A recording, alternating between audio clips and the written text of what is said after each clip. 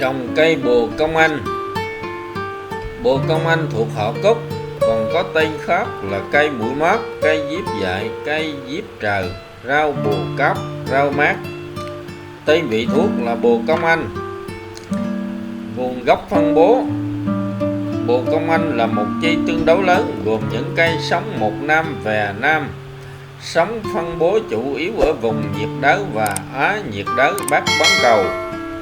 Ở Ấn Độ có khoảng 25 loài, Việt Nam cũng có hơn 10 loài, trong đó bồ công anh có lẽ là loại phân bố rộng ở hầu hết các tỉnh từ miền núi đến đồng bằng.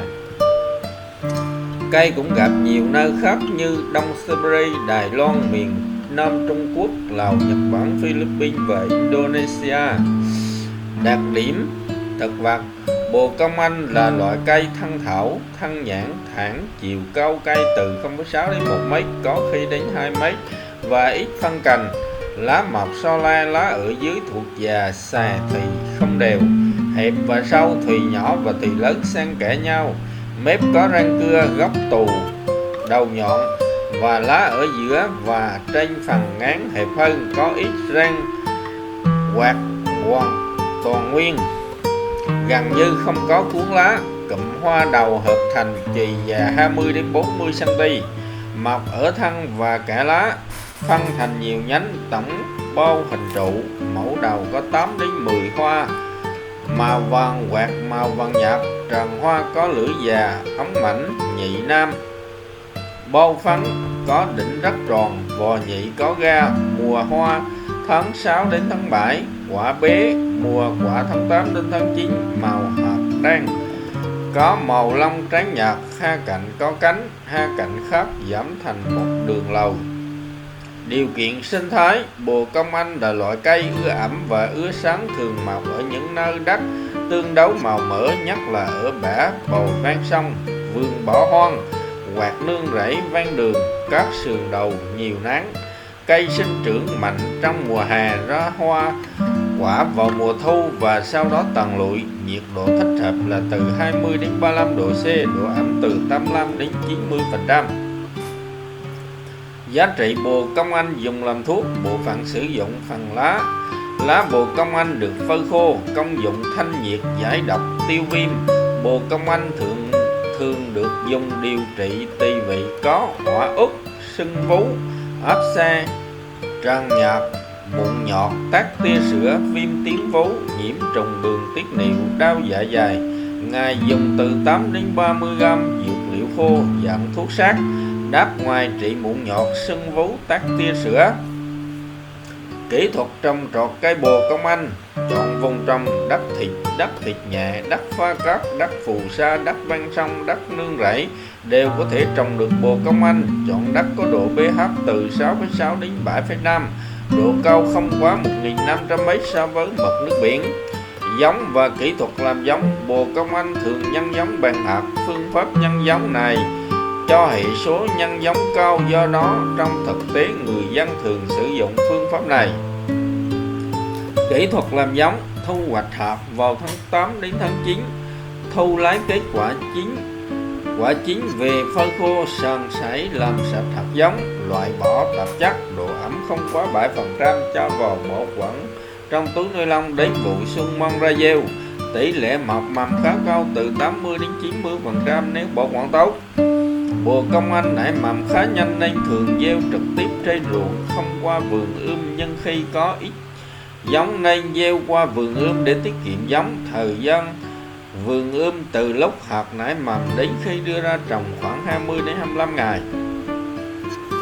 Tiêu chuẩn cây giống bồ công anh: cây giống khỏe mạnh, không bị sâu bệnh, chiều cao từ 10 đến 15 cm. Trồng cây khi cây con có từ 4 đến 6 lá thật. Thời vụ trồng: thời vụ gieo trồng ở miền Bắc Việt Nam vào mùa xuân từ tháng 3 đến tháng 4, ở miền Nam vào mùa mưa từ tháng 4 đến tháng 5. Kỹ thuật làm đất: đất được cày sâu 20 đến 25 cm để ải bừa kỹ, làm nhỏ đất, nhặt sạch cỏ dại, chia luống rộng từ 1 đến 1,2 m, bón toàn bộ phân lót lên luống cao 15 đến 20 cm, rộng từ 70 đến 80 cm, rãnh rộng 30 đến 40 cm. Độ dài tùy thuộc vào địa hình của ruộng trồng, có thể rạch thành hòn để gieo hoặc gieo vẽ trên mặt luống, sau đó tỉa định cây.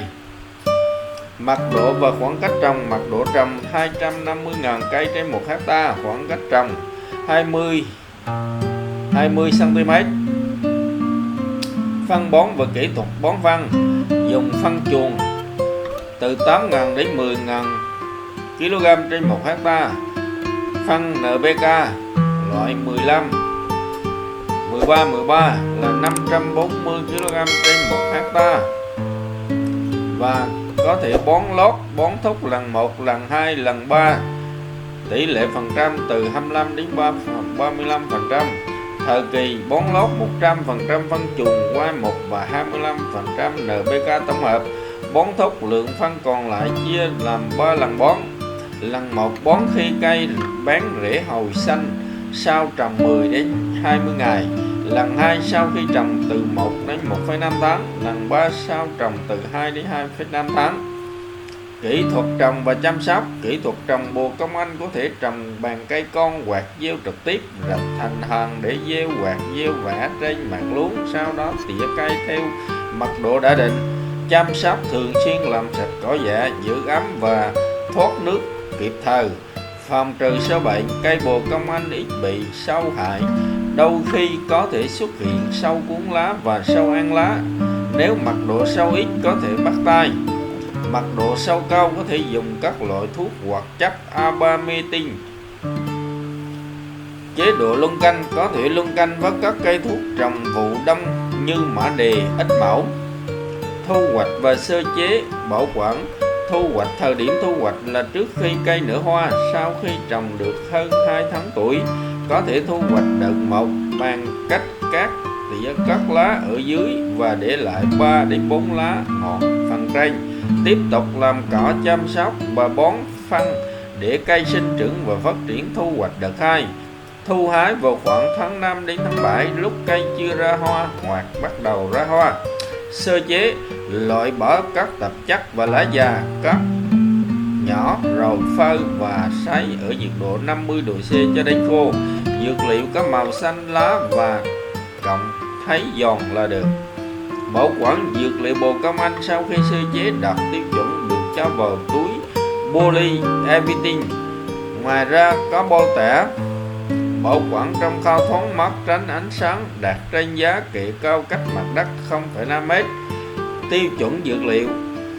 Lá mỏng, nhang nhiều hình dạng, mặt trên màu nâu thẫm, mặt dưới màu nâu nhạt, vị hơi đắng. Đoạn thân dài từ 3 đến 5 cm, tròn thẳng, rõi xốp, đường kính 0,2 cm, mặt ngoài màu nâu nhạt, lốm đốm, có máu mang lá hoặc vết tích của cuốn lá. Dược liệu bồ công anh phải có độ ẩm không quá 12%, tạp chất không quá 1%, tro toàn phần không quá 9%, kim loại nặng không quá 20 ppm.